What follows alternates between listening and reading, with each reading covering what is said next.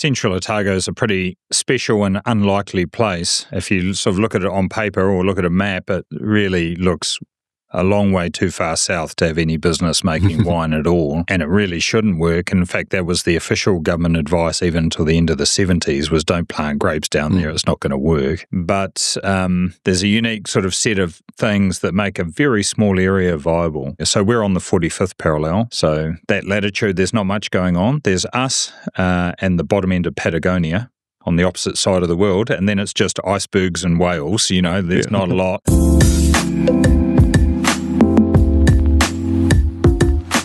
Today, we're at the beautiful Prophet's Rock in Central Otago, New Zealand. We're here to interview the winemaker, Paul Pujol. I'm Jason. And I'm Trent, and here on an unapologetically unprofessional, unfiltered wine journey. And we're saying here, Jace. Our saying is drink more, try more, learn more. And don't forget to like, comment, and subscribe. Paul, thank you so much for joining us. Oh, my pleasure. Thanks for having me. Yeah, I keep saying this. We've been here a couple of days now in New Zealand. I keep thinking New Zealand is showing off. Like, the scenery in this place is amazing, and it's no different here in Prophet's Rock. In fact, it's probably even better, the views that you have. We're keen to dive into Prophet's Rock, the winery, and your story. But before we do that, we always like to ask the icebreaker questions from the wine. So I'll hand over to Trent. I'm sure you've had a lot of wines in your time, but is there the wine or the moment, most memorable wine that you've had? Oh, wow. There's probably a few, but one that sticks out was when I was working in Oregon and went to a Thanksgiving party.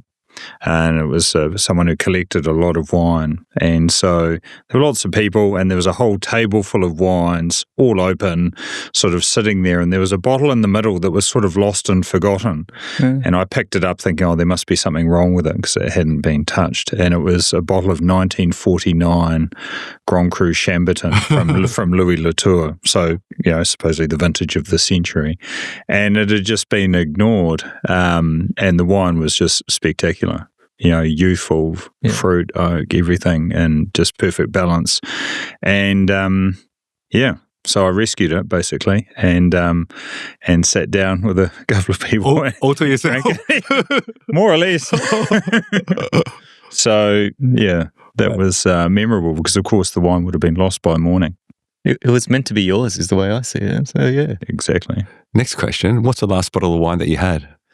The last bottle of wine that we had was yesterday. We're in the middle of vintage here at the winery. And so at lunchtime, we'll do wine options just for fun. And so yesterday was a bottle of 97 Grange. I think I saw that bottle inside the room. Yeah. Which someone had kindly brought along as a blind wine that they'd had for years and years. So amazing. Did people pick it?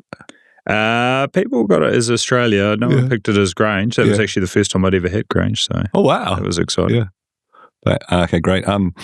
Obviously here we've got Riesling, Pinot Noir, Pinot Gris. But is there your favourite grape variety? Favourite grapes? I guess I've chased the same grapes around the world. So hard to pick one really. In terms of reds, definitely Pinot Noir, which I've kind of followed my whole career. And then in the whites, very much cool climate whites. So I love making aromatic whites and Chardonnay as well. So, hard to single out just Pinot the one. and Chardonnay. I feel like you're Burgundy in blood then. Yeah, maybe. Next question. Person past or present that you'd love to have a bottle of wine with, and would there be a bottle that you would kind of pick for that person as well? Oh, wow. From the past, I'd love to have a bottle of wine, and preferably his wine with the late Burgundian winemaker Henri. Such a sort of seminal, important figure in cool climate winemaking. That sort of first post-war generation that really figured so much out and really, I think, helped shape the road that we're all on in terms of winemaking and made spectacular wines. So that would be fascinating. Yeah. Literally took over from, the older generation. His family didn't even really understand what fermentation was, So that would be super fun. And you'll pick any one of these wines? Oh, yeah. Yeah. Fantastic. Next one. Is there a unique food and wine pairing that you've come across? Oh, wow. as the ducks. As the paradise ducks fly past. Delicious. Yeah, well, you know, duck and Pinot. Yeah. Perfect. Yeah. Yeah. Oh, certainly cheeky confit duck and Pinot Noir would be lots of fun. But also, say our Pinot Gris and the sort of Pacific Rim influence cuisine that you see a lot of in New Zealand and Australia. That wine goes really well with it. So, like, say, a seafood tom yum soup with our Pinot Gris is. We're in New Zealand at the moment. I feel like venison's like the thing to have around here. So is it venison and Pinot? Venison and Pinot for sure. Yeah. Awesome. Okay, next one. Biggest learning on your wine journey. What would that be? Oh, wow. I think early on, a mystery that I was very keen to solve or understand was around the aromatic wines of Alsace. When you look at them against, you know, wines from Australia and New Zealand, you know, they have this amazing texture and complexity to them. And I always wondered what was the magic they seemed to have that we didn't seem to have in New Zealand. And so, you know, fortunately ended up, you know, living and working there for quite a while and realizing that really it was all about time. They're not rushing wines to bottle 3 months after vintage like we're fond of doing. And, you know, in New Zealand or elsewhere, you know, they're in old barrels for a year, so they develop so much more texture and complexity. Come back from your summer holidays, bottle the wines, and then fill the foudre, the big barrels back up again. Yeah. So that was definitely an early one, for sure, and the importance of the lining up the farming with your objectives in the winery. You know, you can't make concentration in the winery or depth of flavours. You've got to farm it correctly. Yeah, you can't rush perfection, or you can't rush great wines. Yeah, for sure. That's it. That's the icebreaker question. So let's get into the meat of the interview. We want to talk about you. And really understand your story. You've had an interesting career, adventure tourism being part of that. I reckon stand-up comedian should be part of it based on the jokes you've been cracking so far. They've been good. And then all of a sudden you're a winemaker. What got you into wine and wanting to be a winemaker? Because adventure tourism is a bit different.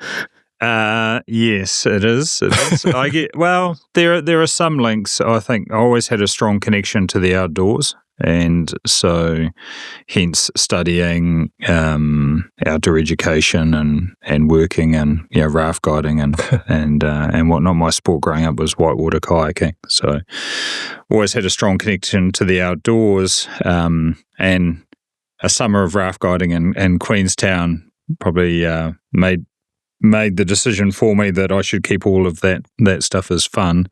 You know, there's no sadder sight than a 50-year-old raft guide still living out of a backpack in a house full of 18-year-olds. Yeah. So I thought, well, we'll keep that as fun. And but again, just wanted that connection with the outdoors, and a job that would hopefully also allow me to get back to France. I had a strong connection there because my father was French. And sort of stumbled onto viticulture and enology. So I did that as a postgrad at Lincoln here in New Zealand because I was really into wines and very much cool climate wines. I wanted a university that was more specialist in cool climate. Yeah. And the options at the time were sort of Australia, much more focused on warm climate, or say UC Davis in California, again, warm climate. Yeah. So, yeah, studied in New Zealand. And the wine bug itself, what was it? Your father introduced you to wine? Where did that come from? Yeah, I mean, I guess it was always around. My dad, bless him, tried very hard in New Zealand to live true to his French culture. So sliced white bread, not nice baguettes, and having wine at the table. You know, I obviously struggled with the cheese back in the day. I remember being about 10 years old, and finally he obviously just reached the end of his tether. We were in the supermarket and he was looking at the cheese section, inverted commas, these blocks of different coloured kind of shoe rubber. And he just snapped it. He was like, all of New Zealand cheese tastes like a fucking soup. And out loud to the whole supermarket. And he was correct, of course. But anyway, so he tried. So it was always around and travelled back to France, a few times growing up and spent a year there when I was 18 as well. So was keen, had that connection and very much interested in getting back there. The job itself had all the elements that I really enjoyed. You're outside, you're in the vineyards. That's quite physical. Yeah. The winemaking side's sort of creative, and none of it's ever the same. That you're driven by the season. It's a very responsive job where you're trying to understand and work out the best path forward with what's in front of you. So it wasn't a cheesemaker then as a career path? No, I mean, that would have been fun too. But yeah, so wine it was. Yeah. And so you found an interest in that, and then you started gaining experience. You've done a fair bit of travel and international work experience. You're able to touch on maybe the 3 highlights from that experience that you've had. And again, on that theme of, is there anything that you really picked up from that? Yeah. After studying, I came up with a sort of silly idea to try and work 5 vintages in 12 months. And so that was quite an adventure. So I did vintage in New Zealand, so in Marlborough at Saracen, so that's March, April. And they kindly gave me the winter to go and work the French harvest season. So took advantage and lined up 3 vintages in the same year in France, following the sun basically. Yeah. So starting in the south in the Languedoc-Roussillon, because they kick off in August, going up to the Loire Valley, Sancerre in September. Mm-hmm. Very compressed harvest there. It's all Pinot and Sauvignon. And then Alsace in October, because they sort of go last. They have this very long sort of Indian summer because they're protected by the Vosges Mountains. And so I got into a top domain there, and I was going to do the Hunter Valley on the way home, January, February. So silly idea. So how many 90-hour weeks do you really want to work in 12 months? How many tanks do you want to clean? But one of the highlight of that trip, I guess, was when I got into Kunstbar, sort of top Alsace producer. I thought I was just there for harvest, and at the end of harvest, end of vintage, they offered me the head winemaking position. So that was an amazing privilege. I was their first non-family winemaker since 1795. Amazing vineyards, 6 different Grand Cru, all different soils. The 2 main ones below the village planted in the 1920s. So I was in charge of all of production, so the farming as well. And it was just a privilege to even walk in those vines, let alone be responsible for looking after them. How long had you been making wine before that point? Oh, like 5 minutes. I was just over a year out of university. Oh my God. So it was ridiculous. What was it that made them go, you know what, I'm going to put my head winemaking gig with Paul. He's the man. What do you think? It's hard to talk about yourself, but a bit of reflection. What? Yeah, I guess they'd been looking for a while. In Alsace, if people study winemaking or viticulture, it's usually because they're going to work for their own families. So there's probably not a massive pool of people wandering around. Right. And I guess with me, I really wasn't aware of what was going on, but they were asking me questions, and it was sort of like a really long job interview for sort of 8 weeks of having a decent look at me and seeing what I knew or what I thought about different things. And I was pretty open, it was all care and no responsibility as far as I was concerned until they offered me the head job. And they were really open, very open house, very outward looking, and never sort of came in and tried to sort of tell me how to make the wines or what I should be doing. We converted the vineyards to organics and worked on things in the cellar as well. So it was an amazing privilege, but as if I wasn't feeling enough pressure, I remember about 3 months into the job, they were like, "Oh, we've been thinking, we're pretty sure you're the first foreign winemaker in Alsace there's ever been." And so I was like, "Oh, good." Yeah, but no pressure. Thank you. I remember I guess the key moment there was when the importers from around the world came in to taste the first vintage that I'd made when it was still in tank. And it was their really enthusiastic response to the wines, I think, that just sort of set me on my way, in terms of confidence-wise, like very good importers from around the world, including Kermit Lynch in the States that really kind of brought fine wine to the US in some respects. Yeah. So, then I was sort of off and running. But I agree, it was a big call. Like I hadn't even seen 7 of the 14 Alsace grape varietals before in my life. So it was definitely a steep learning curve. Yeah. What was your mindset like when they told you? Was it like, oh shit, or like, I know I've got this, or? I mean, I was, I think I was just turned 28. So 28. I think I was just, I don't know, I was keen. Yeah. And you've got to give it a nudge. Yeah. Did you have a clear vision though, like what you wanted to do then, given that role?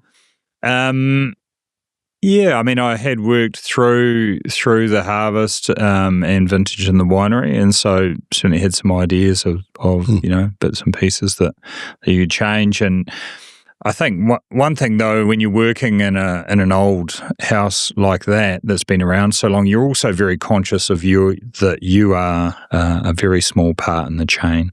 There's been a lot of generations before you. There's going to be plenty afterwards, and so it's important to remember that it's not about you. It's about doing the best for these amazing sites, trying to leave the place better than you found it, and being true to the style and the history of the house as well. So you've actually got a lot of information there if you look for it. You need to be quietly confident, but to take that up, I think I'd have gone running myself. But we've got some great wines in front of us here, and it's an opportunity. We're going to taste some wine while we continue the line of questioning. And I might just show this one that's been in front of us. So it's the 2022 dry Riesling from Prophet's Rock. Do you want to talk a bit about this wine and the vintage? Sure. So we just have one small parcel of Riesling. So it's a single parcel from our Rocky Point Vineyard, which is about 2 kilometres from where we're sitting on the same mountain range. So it's a high elevated site. It's very steep, and this is a single steep parcel of Riesling. It's now 22 years old, the vines, and the site is on essentially the parent material of Central Otago. It's on straight schist rock. It's quite generous to call it soil because it's basically very, very rocky. So very high mineral content, but low vigor. It's not the land of big vines. And in terms of the approach, starting with the farming's the most important. So I guess our vineyards are very democratic. We farm everything the same, so that's pretty straightforward. So there's no difference in farming between the white wines, the Riesling, and say our top Pinots. It's on a foundation of very low yields. So, in 2022, that was about 4 tonnes per hectare. So you're under 2 tonnes per acre, 30 to 35 hectolitres if you're in French speak. So looking for a foundation of really good fruit, and Riesling will give you an amazing expression of where it's from, but only at low yields. Yeah, you could farm it with higher yields, and you'd have an acceptable kind of regional style, but it maybe wouldn't be unique, and show off your site. And in terms of how we make the aromatic whites, it's very much the same as when I worked in Alsace, and those are still my reference points really, both in terms of farming and winemaking. So everything's pressed very slowly and very gently over 6 hours, and the wines are all wild ferment. So just the yeast that have come in with the fruit from the vineyard, and the whites are all fermented in old barrels, so no stainless. The ferments will be very long, only finish in the spring normally, and then left on all the yeast sediment, all the lees, until just before the next harvest. So we're normally bottling the Riesling in March, and in this case, it's picked in the first week of April. So it's almost a year in barrel, and that's where you're getting that sort of texture, a bit more complexity, and it sets the wines up really well for long aging. The trade-off is they won't show well straight after bottling. like a classic kind of modern winemaking style where it was stainless steel, temperature controlled and bottled young. Yeah. So we build some bottle age into the program as well. So keep them in bottle for a year before release. Yeah. I feel like that oak and time kind of helps soften this Riesling in comparison to other Rieslings that we've been having across Australia. The acidity and the citrus is actually a bit softer than that, but it's also that texture. It's got a bit more body to it. Yeah, it helps with the integration of the acidity. You know, it's definitely a cool climate here. You know, it's not uncommon for people, say in the Clear Valley in Australia, to be picking Riesling in January or early February. You know, we are definitely April and sometimes even the first week of May. Yeah. So it takes us a lot longer to get where we were going. And I think a lot of that sort of adds to the difference in aromatic profile versus warmer areas. Yeah. I find a lot of kind of wine critics, wine people love Riesling. I think they say like Riesling really shows the terroir of the land. Like, what do you think is kind of shown in this glass in terms of this Riesling? Yeah, Riesling will certainly, you know, display where it's from, and its transparency as well. Riesling, there's kind of nowhere to hide. You know, you're not using new oak like you might with a Chardonnay or putting it through Mallow or winemaking processes that would kind of maybe mask where it's from. So there's sort of nowhere to hide, I guess, is probably the first thing. But I think with this site, there's always this lovely sort of acid structure. The wine's definitely driven by acidity, that sort of precision, sort of laser-like acidity running through the palate. But that site on the schist always has sort of slightly saline, minimal sort of finish to it, which just gives you something to sort of grab onto. Very long finish. Yeah, that's definitely a signature of that site. The site itself, where we are, I think you've got 3 vineyards here in Prophet's Rock. If we think about Central Otago, it's the first time I've been here. How would you describe the terroir of Central Otago as a whole, unique to everywhere else, and then your vineyards here? What's unique about them? I mean, Central Otago is a pretty special and unlikely place. If you sort of look at it on paper or look at a map, it really looks a long way too far south to have any business making wine at all. Yeah. And it really shouldn't work. In fact, that was the official government advice even till the end of the 70s was don't plant grapes down there. It's not going to work.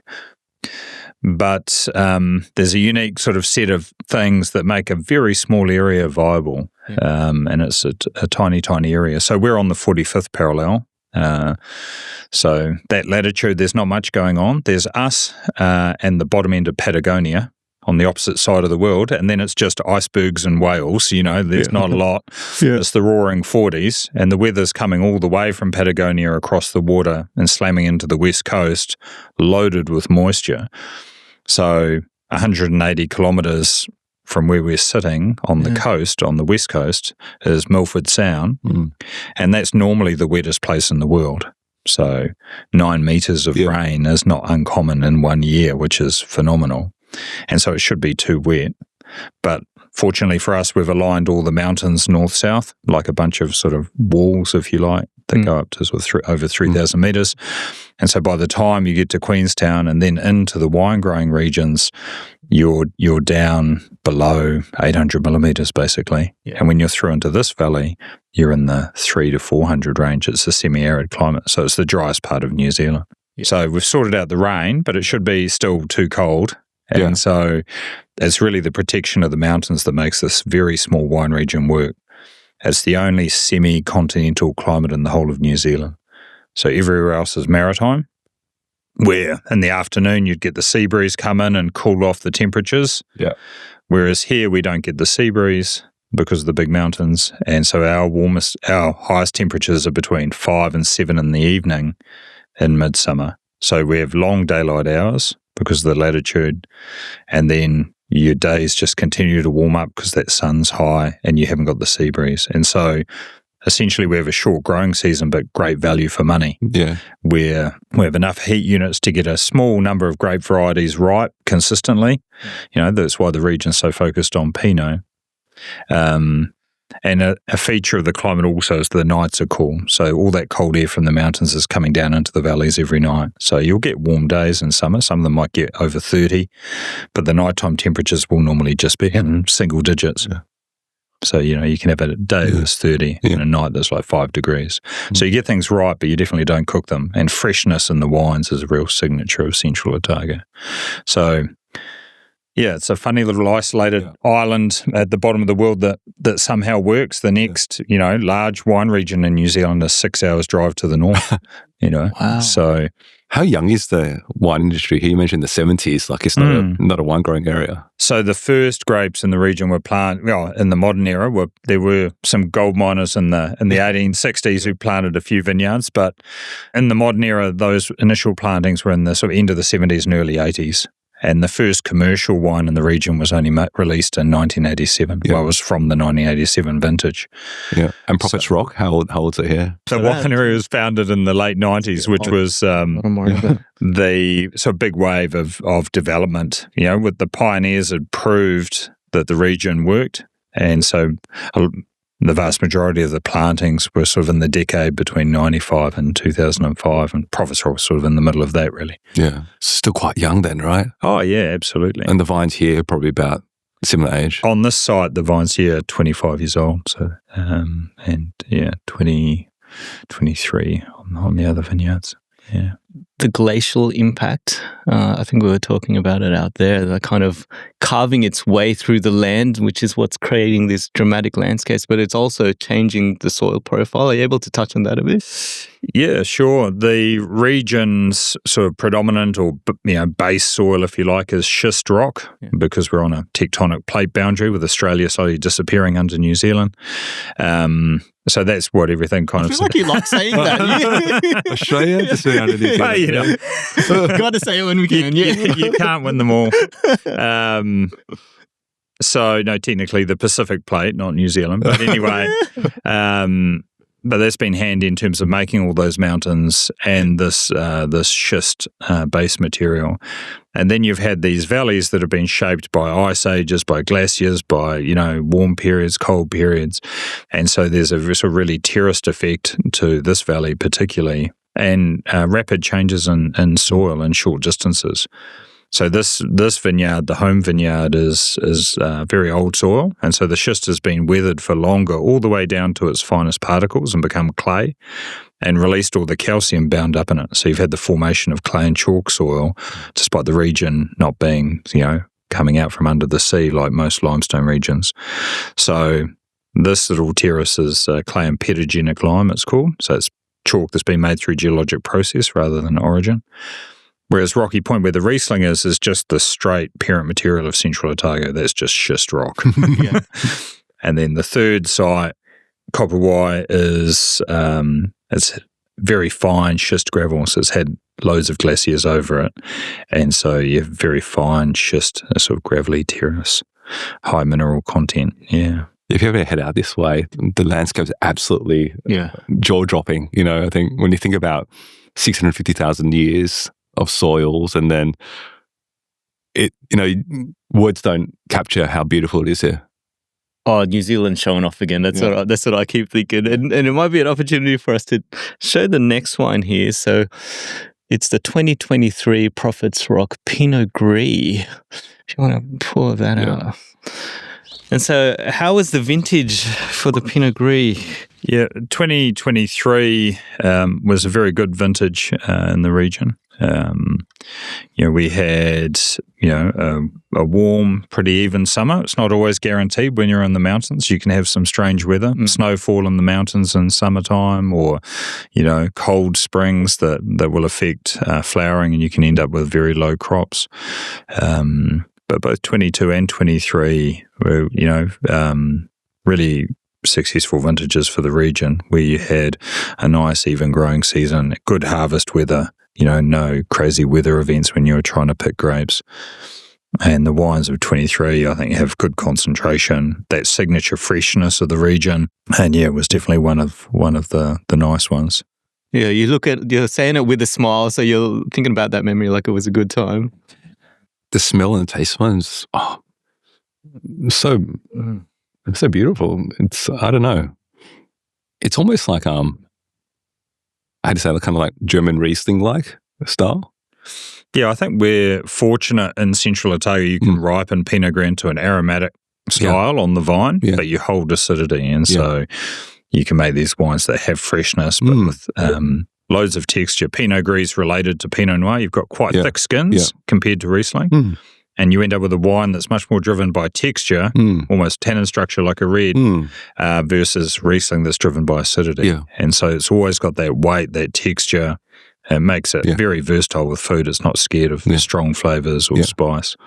I want to touch back to before when you said that, you work in Alsace, but then what kind of drew you to Central Otago? I think you started here, is it 2005? What drew you to this spot? Well, I was sort of coming back to New Zealand after the overseas adventures. I did a couple of years in Oregon on the way home after Alsace. I guess was looking for the right project and working with the right grapes. Like I'd sort of chased Pinot Noir and cool climate whites around the world, and I've only ever worked really as a head winemaker in cool climates, and so that limits you for a start. I doubt anyone would have lined up to give me a job in the Barossa. And always worked with wineries where the vineyards, their viticulture and the winemaking were integrated. So, I need to sort of think about the end result back at pruning time and sort of, have full sort of integration of those two sides really. So that was the right project in that regard. The right grape varieties. And I remember driving up here to sort of check out the job and looking at this vineyard, and there's just a real presence to it. And it put me in a very poor position for a job interview because I was sold before before the interview even started. It had been really lovingly prepared, the site, it had been planted properly, and like I said, the place had this presence to it. And I just remember thinking, I really want to see what sort of wines this place makes. And so that was me, really. It's a lovely region to live in as well. My first encounters with it were, when I was a student and kayaking and raft guiding out here. Love the mountains, love skiing. And so it was an easy call, really. Well, we were driving on the way up here, and I think you asked the question, how did they find this place? How on earth does someone go, you know what, this is a great spot to grow grapes? Yeah, well, I was lucky that the original owners actually spent I think 3 years researching sites and looking at the soils and testing different sites and climatically as well, like putting data loggers on it. And so they'd sort of discovered this site. This is the sort of first vineyard up on this high terrace. And managed to convince the farmer who owned the area to subdivide off, and off they went. So it made my job easy. Yeah. So this is your 20th year then, is it? Or... Yeah, I think it might be. I hadn't given it a lot of thought, but maybe we'll have a quiet celebration at the end of it. When is your 20th year? When is your anniversary? I started in August, so... Yeah, but I think it's the 20th harvest. So, yeah, that flew came around pretty quickly. Yeah, but it's a place you never get tired of. Like the view's never the same, the seasons are never the same. The region is such a nice place to live. How has your wine philosophy kind of evolved from when you started to now? Oh, it's quite a lot. I'd suggest. I think I sort of moved away from elements of winemaking that I thought took the wines away from expressing the site. If you think about, a small winery like ours, what's your only unique asset? It's your piece of land. That's the one thing you've got that no one else does. You can copy winemaking and packaging and everything else. But if you make wines that truly reflect where they're from, you've got something that's like globally unique. So, I guess for me, the philosophy switch was instead of thinking along the lines of what am I going to do to this parcel of grapes or this, this vineyard, rather switching that around and thinking, what does this parcel of grapes actually need from me to express itself?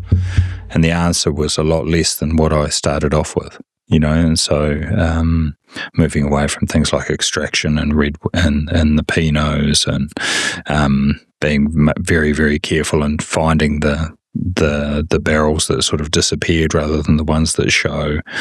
And I guess just being more sensitive to the site, really. It's almost like being a caretaker to the land. Yeah, well, that's right. I mean, winemaking, when you think about it, it's a sort of exercise in empathy and understanding. You're trying to understand these sites that are so unique and translate that into the glass, ideally as transparently and with as little sort of house style or signature as possible. Yeah. In the case of, feels like less is more, and that probably takes experience. Yeah, and trust and backing your vineyards and having confidence in the farming. That's what's so important, that, the viticulture and the winemaking are totally integrated.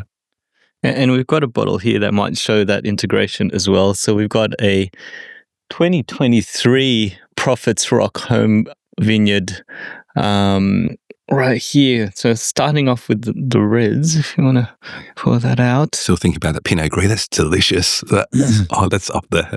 It's got this sweetness that comes out from the fruit that isn't typical that I've seen with other Pinot Gris, which is really nice. Yeah, a lot of concentration, but always finishing with that signature freshness. So it does make it a really fun food wine for sure. And it's a funny wee wine. It makes its own way in life. You see it get into some pretty amazing restaurants around the place. Pinot in Central Otago it's got its reputation. How would you say, just generally, and then diving into Prophet's Rock Pinot Noir, how would you say it compares to, say, Burgundy or Yarra Valley or Tassie? Yeah, well, it's very different to all of those places, for sure. I think, like we touched on earlier, the climate here is quite unique, certainly very different to the Yarra. We're definitely cooler, both generally speaking. It's a cooler climate, but also cooler nights. So your natural acidities will be higher. It's going to take longer to get the grapes right. So, this year we picked this vineyard, the home vineyard that you're trying now. This year was picked, in April. So probably a little bit cooler. And there's so many differences between those regions you mentioned. They're all on different soils, maybe different climates. The identity of Pinot in Central Otago. What would you? Yeah, well, I think it's very well adapted here.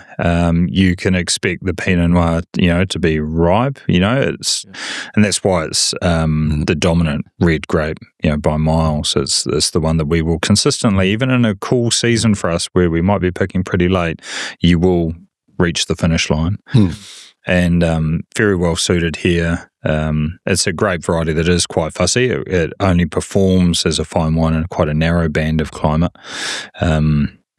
You can look at where it grows in France. It's quite a skinny sort of line across sort of just north of central France, where you've got Burgundy, Jura, Savoie, and then into the Loire Valley.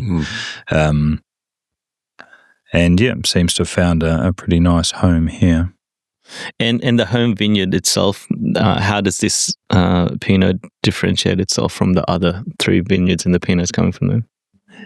Yeah, with the home vineyard, the biggest differences that are really easy to see between the sites is really the mouthfeel, how the tannin structure, if you like, of the wines is very different between the three soil types, the three vineyards.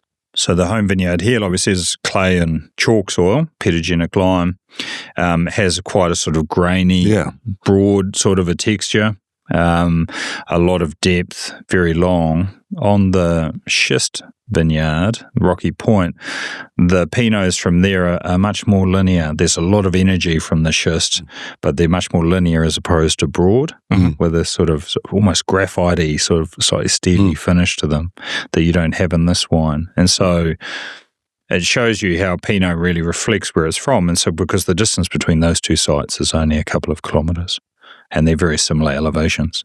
One of the quotes I've seen before is like you said that you're trying to get flavour ripeness without sugar ripeness. Is that due to weather? Is it due to soil? Is it a bit of both? Yeah, and it depends also on the season.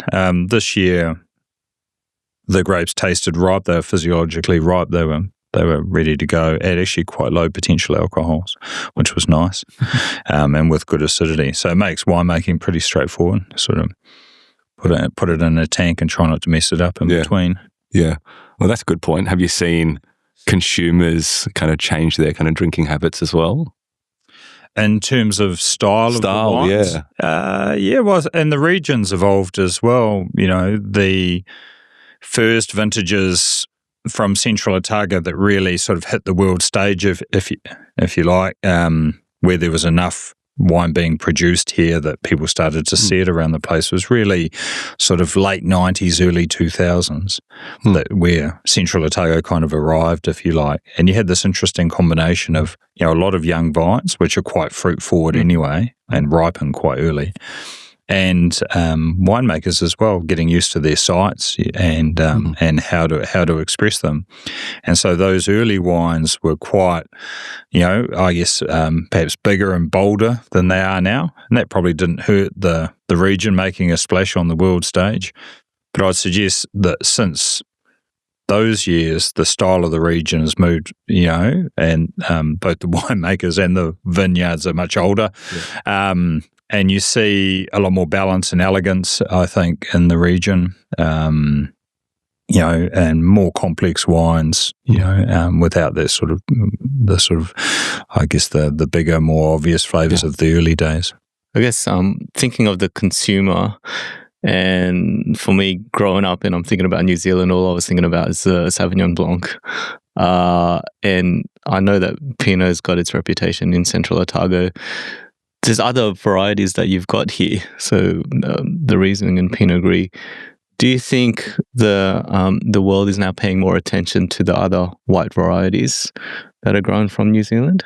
Yeah, I think so. I think cool climate whites, you know, are really increasing in popularity, interest out in the market. People are looking for wines with freshness that work well with food, that aren't sort of heavy or, you know, dominating what you're trying to pair them with. And so in Central Otago, you know, Pinot Gris, the largest planted white, that's done really well. Riesling, Chardonnay has increased in plantings. And makes great wines here. It was sort of underrepresented just because of a weird quirk of timing, really. Most of the vineyards that are here today were planted in the 10 years between 1995 and 2005, and which just coincided with the global low point of Chardonnay popularity. So, you know, you were right in the middle of the ABC period, anything but Chardonnay. And so until 2016, there were less than 50 hectares in the whole region. And it's doubled since then. Yeah. I think we've just hit 100 hectares. We were lucky that one of our sites had actually planted Chardonnay in that period, which was quite unusual.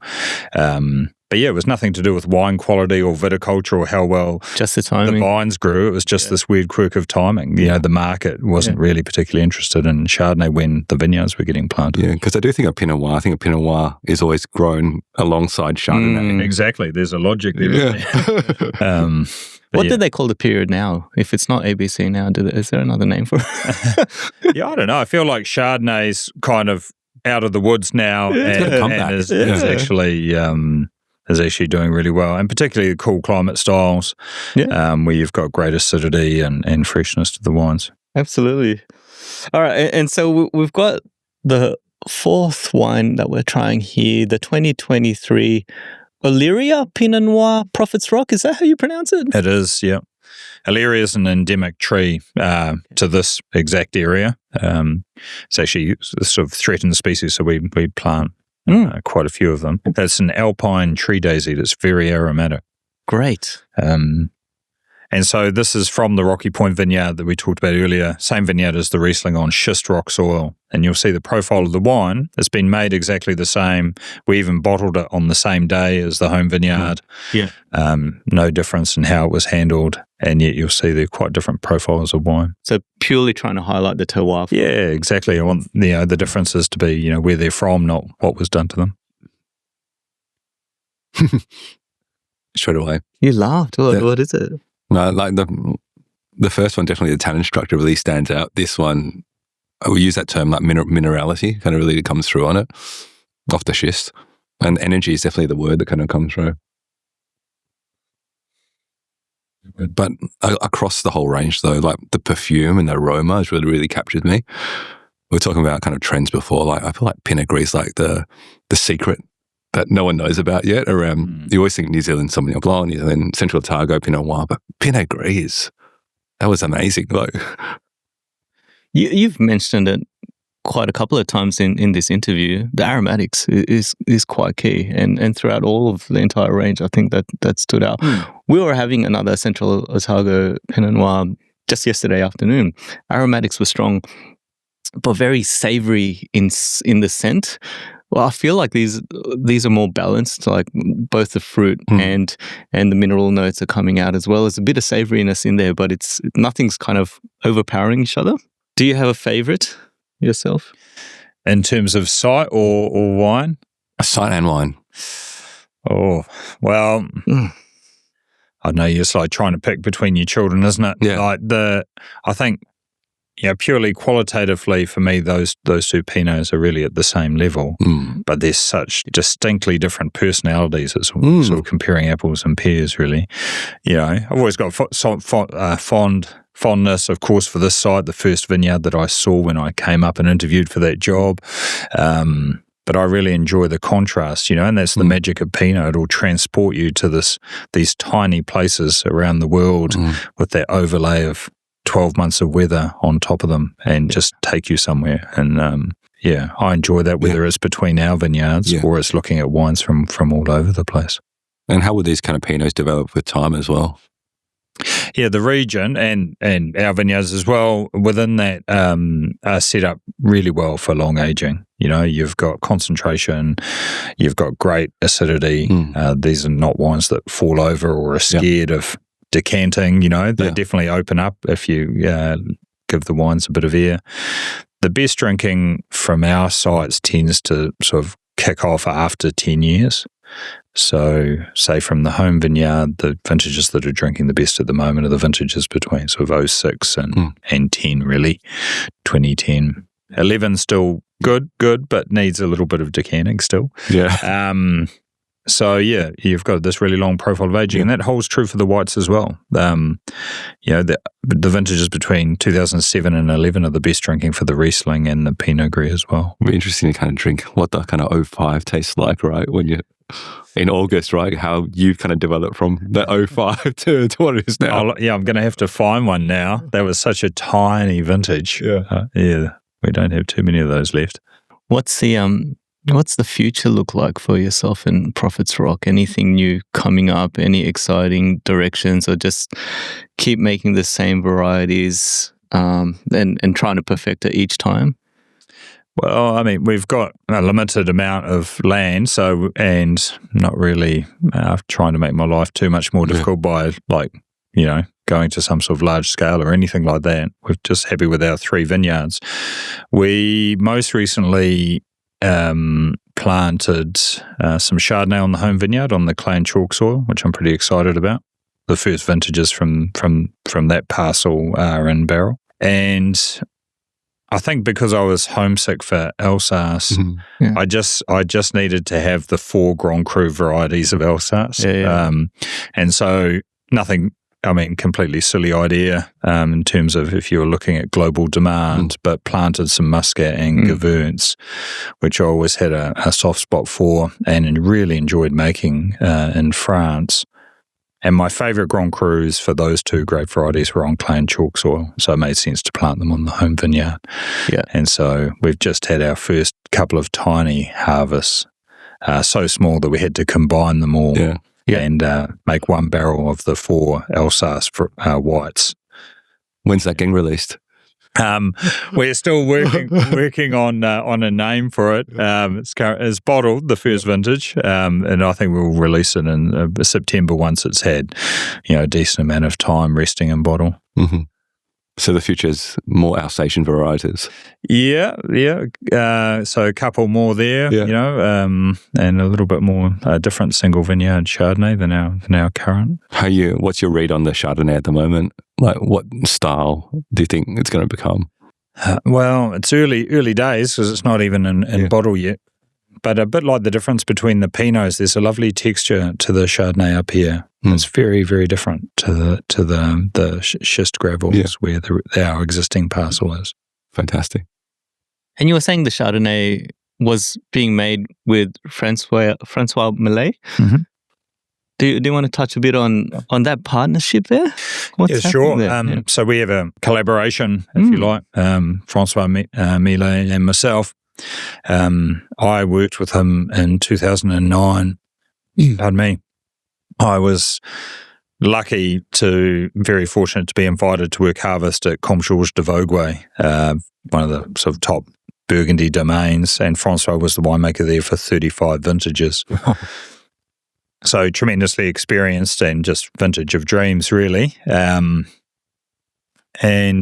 François and I got on very well, similar winemaking philosophies. His son worked vintage with me, and François came out to see him a couple of times because he ended up staying in the region for 18 months.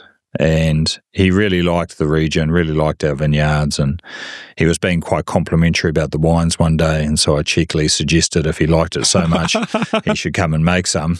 And I thought, he'd just sort of politely laugh at me because the wines he was making for his day job were worth more than my car, both aesthetically and by dollar value. And to my absolute surprise, he said, that would be really interesting. And so last year was the 10th vintage he's worked with me. So, and it was his first time making wine outside Chambol, Musny, since 1986 when he started at de Vogüé. So it's always the same parcel of Pinot and Chardonnay. Everything's his way. It's sort of a guest chef scenario, I guess, in some respects. Like, there would be no point bringing someone like that out and then telling them how they're going to make the wines, You think of a guest chef scenario, that would be a short-lived collaboration if you started telling them how to cook. You ask him a lot of questions. Yeah. Oh, yeah. So, and it's great to see someone else's interpretation of a vineyard, so I know really well. So there's a lovely exchange of information, and it's a sort of it's as much a sort of friendship and a story as it is a winemaking one. Is it reciprocal as well? Do you go to like his vineyard? I mean, I definitely go and see François in Chambol, but no one's been kind enough to give me a few tons of Grand Cru Musny. That would be nice, but I can't see that in my future somehow. No, so that's tremendous fun, and so everything about those wines is his direction. So if he's not in country, I send samples back to Chambol Musny every month, so he can track the élevage. He's got access to our weather stations, and so nothing happens to that wine without his direction, basically. So he's out here at the moment. He's definitely not just signing the bottle, he dug out his own tank of Pinot at the end of fermentation and, pressed it and everything. So very, very much hands-on. And, and neat that someone of his standing in a sort of global, cool climate, Pinot Noir, Chardonnay context would be such a strong proponent of Central Otago. He visits widely, takes the wines back to Burgundy and shows colleagues it's been really neat for the region, I think. We're probably at the tail end of the interview. Did you have any last questions? No last questions. Probably just last thoughts. I think I only had like one Prophet's Rocks before, which was a Riesling, and now that having the flight of them, the standout is around perfume and aroma really comes through, and the expression around the different lands, like the two different Pinot Noirs, really stands out, which is really, really interesting, rather than all kind of tasting the same. So again, fantastic flight of wines, fantastic to have a chat with yourself as well. So thank you very much. I probably had one more question. Everyone says the New Zealand pies are better than Aussie pies. Is that true? Oh, Well, you're dealing in facts there. So that is definitely true. And I think if you get the opportunity, Cromwell, which is in the centre of Central Otago's wine country, if you go into the industrial zone, it's sandwiched between a stainless steel engineering shop and a plumber, is Sanga's Pies. yes. Which we saw that. Yes. Yeah, which up there for best pies in the South Island, and I'd leave you to make your own opinion. I certainly, which pie? I certainly haven't had their pies knocked over by anything I've had in Australia. So there it is again. which flavour of the pie? And what wine pairing? They're all good. Yeah. Seriously, from venison. There's an amazing surf and turf pie, chorizo and prawn. There's all sorts. So I'm worried. So the Pinots would go well with that? I think, absolutely. I am worried. We had another pie. I forget the name of what it was, but straight away from the pastry, I was like, Fergie? I forget. It started with an F, but Fairlies. Oh, Fairly pie. Yeah. Yep. Yeah. And the quality was good. Anyway, enough about beating Australia.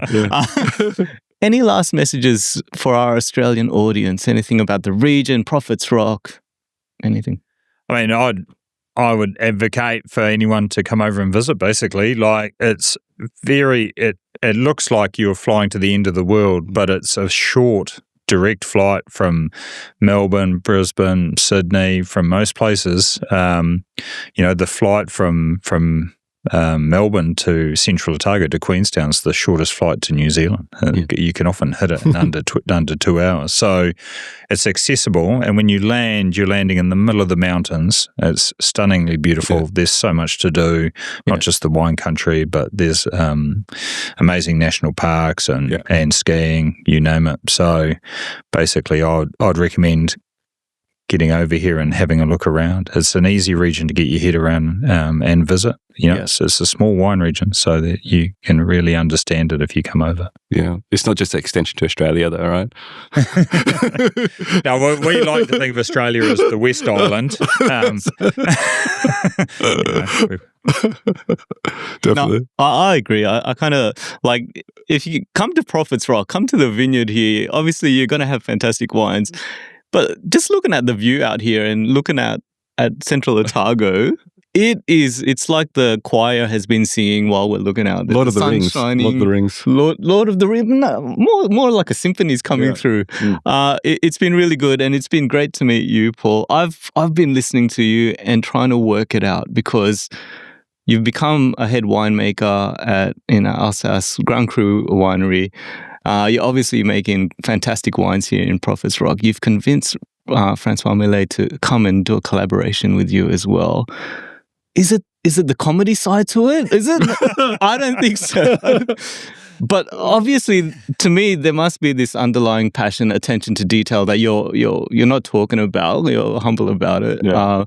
But that has to be shining through in the work, and it's evident if people are wanting to work with you and the body of work that you've done. So, really appreciate that. If it is the comedy, let me know. Drop some jokes. But that's probably us here. Visit Prophet's Rock, visit Central Otago in New Zealand. You'll find a variety of fantastic wines here. Prophet's Rock with their cool climate wines have been fantastic. Have a chat to Paul, listen to some jokes. As we like to say here, drink more, try more, learn more.